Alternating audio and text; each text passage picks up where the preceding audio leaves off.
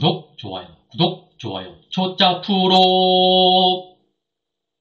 네, 반갑습니다 여러분. 행복한 은퇴 생활을 즐기고 있는 초짜 프로 초프로입니다. 이번에도 창업에 대한 이야기입니다. 스터디 카페 창업인데요. 스터디 카페 창업을 준비하면서 저도 1, 2년 전에 준비하면서 여러 가지 막막했어요. 도대체 뭘부터 준비해야 될지, 어떤 상권에 들어가야 될지, 상가 계약은 어떻게 해야 될지, 이 월세가 어느 정도가 적당한지, 이런 것들이 정말 막막했거든요. 그래서 저도 이제 또 다른 스터디 카페를 계속해서 이제 오픈을 할 생각인데, 이런 것들을 좀 더 기준을 좀 정해보자. 뭐 스탠다드한 표준이라고 하면 너무 거창하고 지표라고 하기에는 조금 허접하기도 하지만, 창업을 처음 준비하시는 분들, 아무것도 모르는 분들이 하나의 기준이라도 있으면 이거를 참고로 발품을 팔아서 준비하는데 효과적이지 않을까. 그리고 나도 내 머릿속에 이걸 가지고 있으면 상가를 찾을 때나 뭐 계약을 할 때 좀 더 도움이 되지 않을까라고 해서 저는 여러 가지 지표를 좀 만들고 있는데요. 그 중에 이제 상가를 계약할 때 월세 비율이라고 저는 정했는데, 이 평수 대비 월세, 그러니까 스터디 카페는 제 기준으로 50평, 60평, 70평, 50평 좀 작은 것 같기도 하고 한 6, 70평이 가장 적당하다고 생각하는데, 그러면 이 평수의 월세는 어느 정도가 적당한가?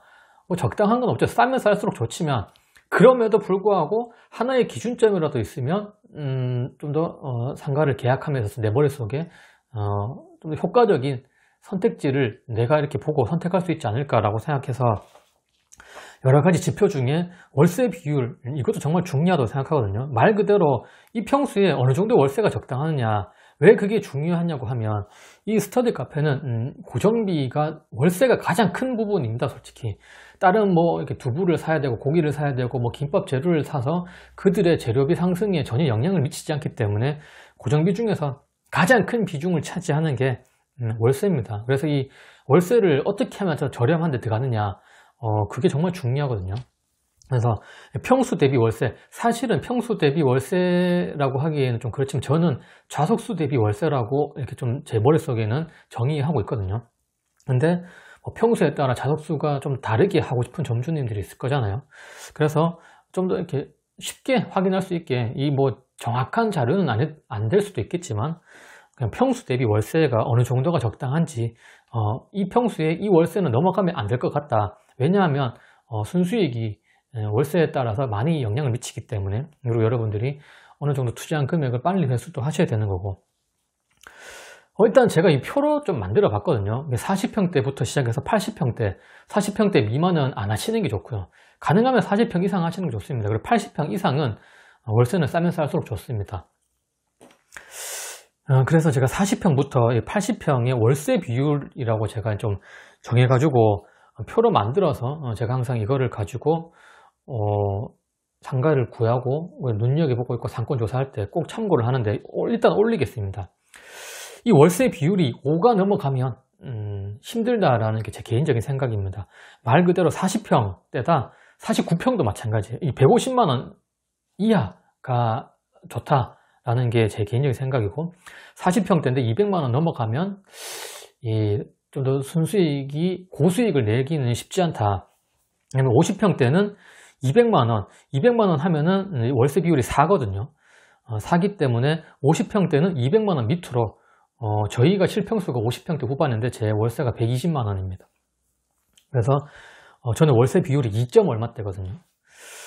50평대는 4를 넘어가지 않는 게 좋다. 50평인데 50평 중반인데 막 300 넘어간다. 이러면 5가 넘잖아요.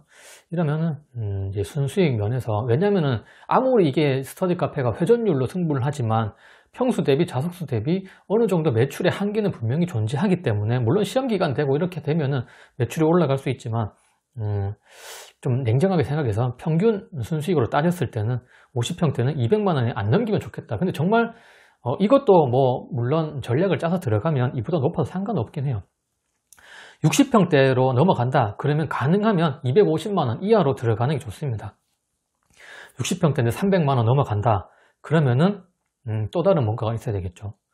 그리고 웬만한 상권에서는 이제는 워낙 경쟁 업체가 많기 때문에 쉽지 않을 거예요. 그리고 70평대, 80평대는 300만 원 좀 넘어가도 되는데, 80평대는 350이 안 넘어가야 됩니다. 그리고 이 평수가 작을수록 이 월세 비율이 작아야 돼요. 40평대, 50평대는 가능하면 3점대, 2점대가 좋고요. 한 7, 80평대 넘어가면은 약간 5 근처에서 왔다 갔다 해도 승부를 해볼 만하다. 근데 나는 이 월세 비율이 높을 수밖에 없다. 그런데 들어갈 수밖에 없는 상황이다. 그러신 분들은 이 객단가를 높일 수밖에 없습니다. 하지만 객단가라고 하는 거는 우리 사주권이 뭐 13만 원인 데도 있고 16만 원인 데도 있고 11만 원인 데도 있잖아요. 이런 월세 비율이 높으면 이 수익을 내려면 어쩔 수 없이 객단가를 높여야 돼요. 사주권을 뭐 14만 원 하든가. 저는 제가 오픈할 때 무조건 주변보다 만 원은 비싸게 하자라고 생각해서 지금 비싸게 받고 있긴 한데, 그렇지만 이거를 무작정 비싸게 받을 수 있는 건 아니거든요. 왜냐면은 내 주변에 다 13만 원 하는데 내 혼자 막 16만 원, 17만 원 할 수는 없어요. 내 주변에 11만 원 하는데 내가 한 13만 원 정도 하는 건 상관없어요. 저희 매장처럼. 근데 이 주변 경쟁 업체와의 그 정가, 이벤트 가격은 신경 안 쓰셔도 됩니다. 뭐 거기에 치킨 게임에 여러분들이 가세할 필요는 없고, 가격 할인은 뭐 독이 될 수밖에 없기 때문에 정가, 키오스크에 있는 정가 대비 만 원 정도, 1, 2만 원 정도 높은 건 상관없는데, 이런 월세 비율이 높아가지고 막 2만 원 정도 올려야지 이게 순수익에서 떨어진다. 그러면은 그 상가는 계약 안 하시는 게 좋습니다. 그래서 이 지표가 왜 필요하냐, 이걸 가지고 또 한 3가지 정도를 이야기할 수가 있는데요. 월세가 싼 지방에 상당히 유리합니다. 이 스터디 카페가 어쩔 수 없이 서울 이런데, 경기도 그러면 또 그런 수도권 쪽으로 가면, 저는 수도권 안 가봐서 모르겠지만 월세가 비싸다 하더라고요. 같은 평수여도. 그래서 월세가 저렴한 지방이 상당히 유리하기 때문에 지방에서 창업을 준비하시는 분들은 월세를 더 낮추세요. 그리고 두 번째로 의미 있는 게, 이 스터디 카페가 아무리 시설 사업이지만 신축 상가, 월세 비싼 신축 상가 의미 없습니다. 그리고 뭐 주차장 시설 잘 돼 있고 뭐 부대 시설 잘 돼 있다, 의미 없어요. 학생들 차 타고 오지 않아요. 주차장이 있습니까? 라고 물어보는 손님들이 간혹 가다 있는데 포기하시는 게 맞습니다. 스터디 카페는 건물 좀 꼬물 같아도 이 내부 시설이 좋으면 되거든요. 그래서 월세 저렴한 약간 구축 상가 들어가는 것도 확실히 경쟁력이 있다라는 게 제 개인적인 생각입니다. 대신에 한 3, 40년 되는데 막 화장실도 막 앉았어 막 그런 데 있잖아요. 막 푸세식, 그런 거는 안 되는 거고. 그래서 상가의 그 컨디션도 잘 보셔야 되고 월세도 잘 따지셔야 된다고 생각해요. 그래서 이 월세 비율이 내 순수익과 내 회수율에 아주 직접적인 영향을 미치기 때문에 이 월세 비율 잘 따지셔야 됩니다.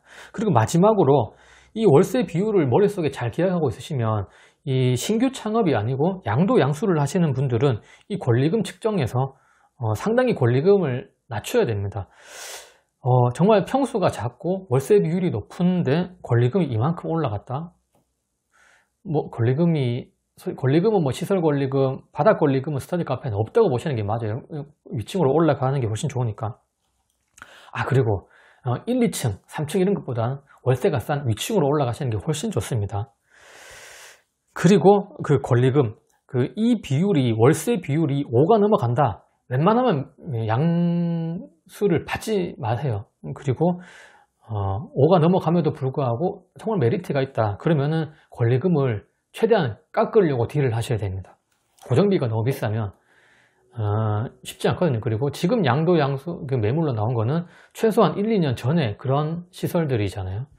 그러면은 그 시설로 경쟁업체와 경쟁해서 충분히 나는 이 권리금을 회수할 수 있겠다. 그러시면은 요 월세 비율을 잘 따지시고 권리금 잘 비교해서 들어가면 되는데, 이 월세 비율이 너무 높다 그러면은 권리금을 낮추시고 양도 양수하는 매물을 봄에 있어서 월세 비율도 꼭 한번 따져보는 게 좋지 않을까. 왜냐하면 이 월세가 정말 중요하기 때문입니다. 운영하시다 보면. 그래서 이번에 소개시켜 드렸던 이 비율 지표는 월세 비율인데요, 가능하면 5 넘기면 이제는 옛날처럼 막 대박 매장, 물론 독점적인 주변에 한두 개밖에 없다 그러면은 이 월세 비율이 의미 없어질 수 있겠지만, 그리고 후발주제가 들어올 상가가 없다 그러면은 월세 비율이 조금 높더라도 가격을 비싸게 받으면 되니까요. 시설 잘하고 운영 잘해서. 하지만 요즘처럼 이렇게 우후죽순 들어서고 있고 경쟁이 치열하고 그럴 때는 일단 월세 비율부터 낮은 데 들어가서 하나라도 또 먹고 들어가는 게 낫지 않을까라고 생각합니다. 감사합니다. 구독, 좋아요, 초짜 프로.